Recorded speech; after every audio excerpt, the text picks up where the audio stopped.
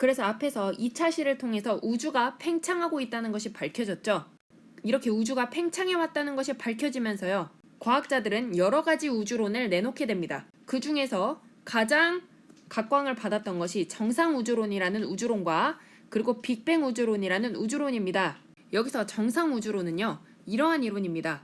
우주가 팽창을 하긴 하는데 새로운 물질들이 우주가 팽창함에 따라 계속해서 이렇게 생겨나고 있는 겁니다.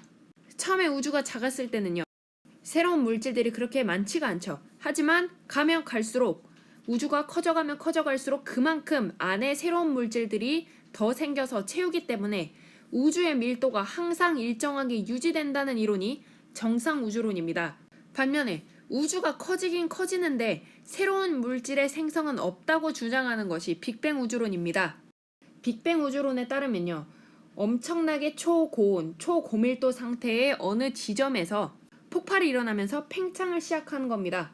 그러면 처음에는 많은 물질들이 모여 있다가 이렇게 지금 팽창하고 있으니까 지금 물질 사이의 간격과 간격이 지금 넓어지고 있는 것을 볼 수가 있죠.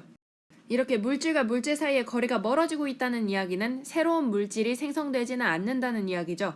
그래서 우주가 팽창함에 따라서 모여있던 것이 그냥 퍼지는 것이기 때문에 우주의 밀도가 감소한다는 것이 빅뱅 우주론입니다. 이 두 가지 우주론이 매우 치열하게 대립하다가요. 현재에서는 좀 더 인정을 받고 있는 이론이 여러분도 잘 알고 있는 빅뱅 우주론입니다. 대폭발 우주론이 즉 빅뱅 우주론인데요. 원래 빅뱅이 일어나기 직전에 엄청나게 고온 고밀도의 한 점에서 우주가 폭발했다고 주장을 한다고 했었죠. 그렇게 되면 이 한 점은 매우 고온인 상태일 때니까 이러한 한 점이 폭발해서 매우 팽창을 하게 되었다고 하면 매우 커다래진 이 상태에서는 지금 기존의 고온이었던 것이 점차 식어서 낮은 온도로 이렇게 사방으로 퍼져 있게 되겠죠. 빅뱅 우주론을 주장했던 사람들이요. 그렇게 되면 이 우주에는 약 2.7K 정도 낮은 온도가 우주 전역에 퍼져 있을 것이다 이렇게 주장을 합니다. 처음에는 이것이 관측되지 않다가 나중에 펜지어스와 윌슨이라는 사람이 이렇게 우주 전역에 대략 2.7K 정도의 온도가 매우 낮은 온도의 복사가 우주에 흩어져 있다는 것을 관측을 하게 되면서 대폭발 우주론이 인정을 제대로 받기 시작합니다. 바로 이 매우 낮은 온도의 복사가 바로 우주 배경 복사인데요. 그래서 이러한 우주 배경 복사는 대폭발 우주론의 증거가 됩니다. 지금 오른쪽의 그림 같은 경우에는요. 우주 전역에 퍼져 있는 온도를 대략적인 지도의 형태로 나타낸 것입니다. 이렇게 물론 온도가 높은 곳도 있고 온도가 낮은 곳도 있지만 대략적으로 평균을 내보면 2.7K 정도가 된다는 이야기죠. 그리고 지금 왼쪽의 그래프 같은 경우에는요. 이 보라색 실선이 대폭발 우주론이 나타났다면 대략적으로 이 정도의 파장을 가진 빛이 우주 전역에 발견이 될 것이다 라고 하는 이론값이 보라색 실선인데요. 실제로 지금 빨간색 점 같은 경우가 관측한 자료거든요. 근데 이런 관측한 자료를 연결해 보면 실제 값과 거의 일치하는 값이 등장한다는 이야기입니다. 그리고 두 번째로 수소와 헬륨의 질량비도 대폭발 우주론의 증거로 쓰입니다. 빅뱅 우주론에 따르면요. 빅뱅 직후에 기본 입자들이 결합하게 되면 양성자와 중성자를 만들게 됩니다. 우주 나이 약 1초가 되기 전까지는요. 이러한 양성자와 중성자의 비율이 거의 1대1로 일치했습니다.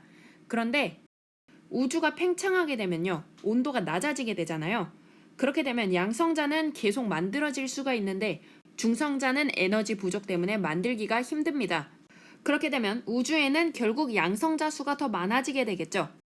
그래서 양성자와 중성자의 개수비가 약 7대1이 될 거라고 생각을 했습니다. 그래서 왼쪽의 그림을 보시면요. 지금 양성자의 개수가 지금 총 14개고요. 그리고 중성자의 개수가 2개로 약 7대1의 비율을 보여주고 있는 것을 우리가 확인할 수 있습니다. 그런데 시간이 더 지나고 나면 우주의 나이가 약 3분 정도가 되게 되면요. 온도가 낮아지게 되면서 이러한 양성자와 중성자들이 결합을 할 수가 있게 됩니다. 그러면 양성자 2개와 그 다음에 중성자 2개가 합쳐지면서 무엇이 만들어지겠습니까? 그렇죠? 헬륨 원자핵이 만들어질 수 있게 되는 것이죠. 그리고 나머지 12개의 양성자 같은 경우에는 그대로 남게 되면서 수소 원자핵이 되는 것입니다. 그렇게 되면 지금 수소 원자핵이 몇 개입니까? 그렇죠. 12개고요. 그리고 헬륨 원자핵은 몇 개입니까? 그렇죠. 1개죠. 그래서 수소와 헬륨의 개수비는 12대 1로 나타나야 되는 것이고 질량비는요. 양성자랑 중성자랑 질량이 거의 비슷하므로 얘가 지금 4개가 모여 있으니까 질량이 4죠. 그러면 질량비는 12대 4가 되니까 약 3대 1이 되겠네요. 이러한 과정을 거쳐서 대폭발 우주론을 주장한 사람들은 이러한 과정들을 거쳐서 현재 수소와 헬륨의 질량비가 3대 1로 나타나게 될 것이다 라고 이야기를 했습니다. 그래서 실제로 관측을 했더니 우주 전반에 퍼져 있는 수소와 헬륨의 질량비가 실제로 3대 1로 나타났다는 것이죠. 그래서 이렇게 대폭발 우주론이 좀 더 인정을 받게 되었습니다. 하지만 이러한 대폭발 우주론에도요, 문제점은 존재하게 됩니다. 선생님이 2차 시에서 설명을 했을 때 그 어떤 정보도 빛보다 빠르게 움직일 수는 없기 때문에 그 어떤 정보도 빛보다 빠르게 움직일 수는 없다고 이야기했었죠.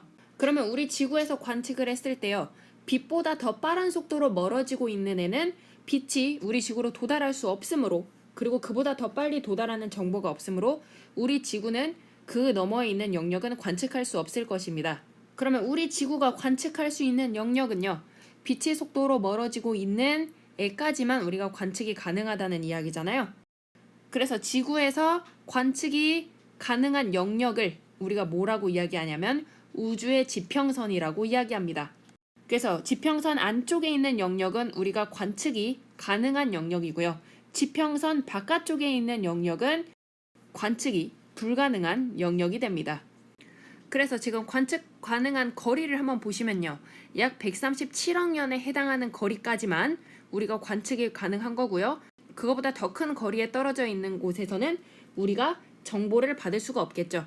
그래서 이쪽에 있는 곳은 우리가 알 수가 없게 되는 미지의 영역이 되는 것입니다. 그런데 지금 이 그림을 잘 보시면요. 지금 A 위치에 있는 곳과 B 위치에 있는 곳 같은 경우에는 각각 지구로부터 137억 년 떨어져 있고 137억 년 떨어져 있잖아요. 그러면 A와 B 같은 경우에는 약 274억 년이 떨어져 있는 거리가 되죠. 그렇게 되면 A 입장에서는 B를 관측할 수가 없게 될 것입니다. 그렇게 되면 A와 B 같은 경우에는 서로 정보를 공유할 수도 없고 빅뱅 이후로 한 번도 정보를 공유해 본 적이 없겠죠. 그런데 지구에서 관측을 해보니까요.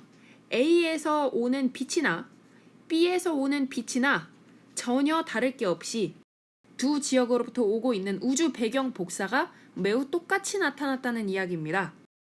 이렇게 A와 B가 물질이나 에너지 등의 정보를 교환할 시간이 없었는데도 두 지역의 우주 배경 복사가 균일하게 나타난다는 것은 말이 안 되는 것이 아니냐. 그렇게 되면 대폭발 우주론은 무언가 부족한 부분이 있는 것이 아니냐라고 주장하는 것이 우주 지평선 문제입니다. 두 번째로요. 우주의 편평성 문제가 존재합니다. 우주에는 수많은 물질들이 존재하잖아요. 근데 이러한 수많은 물질들이 얼마만큼 존재하느냐, 얼마만큼 우주에 존재하느냐에 따라서 우주의 모양이 달라지게 됩니다. 만약에 우주에 존재하는 물질들의 밀도가 크다고 쳐봅시다. 그렇게 되면 우주가 팽창하는데 우주가 팽창하다가 중력이 워낙 크니까 어느 순간부터는 팽창을 멈추고 다시 수축하게 되겠죠. 그렇게 되면 이렇게 팽창을 하다가도 안에 있던 중력이 너무 크다 보니까 이렇게 안쪽으로 휘게 되고요. 결국엔 이러한 구 형태로 우주가 커지다가 결국 멈추게 되고 다시 이 구 형태가 작아지게 되는 수축하는 우주가 되게 될 것입니다. 반대로 안에 들어있는 우주의 물질들이 워낙 작게 되면 우주가 팽창하는 거에 비해서 안으로 잡아당기는 힘이 매우 작은 것이죠. 그렇게 되면 팽창이 매우 빠른 속도로 커지게 되겠죠. 그렇게 되면 이렇게 안쪽에서 바깥쪽으로 휘는 형태로 급팽창을 하기 때문에 안쪽에서 바깥쪽으로 이렇게 휘는 형태로 우주가 커지게 되면서 우주에는 이렇게 또 곡률이 생기게 됩니다. 그래서 임계 밀도라고 하는 것은 우주가 팽창할지 수축할지 결정하는 밀도인데 이러한 임계 밀도보다 우주가 실제로 가지고 있는 밀도가 더 크게 되면 우주는 수축하게 되는 것이고요. 그리고 이러한 임계 밀도에 비해서 안에 있는 물질들이 작게 되면 이렇게 곡률의 음인 형태로 구부러진 형태로 우주는 급팽창을 하게 되는 것입니다.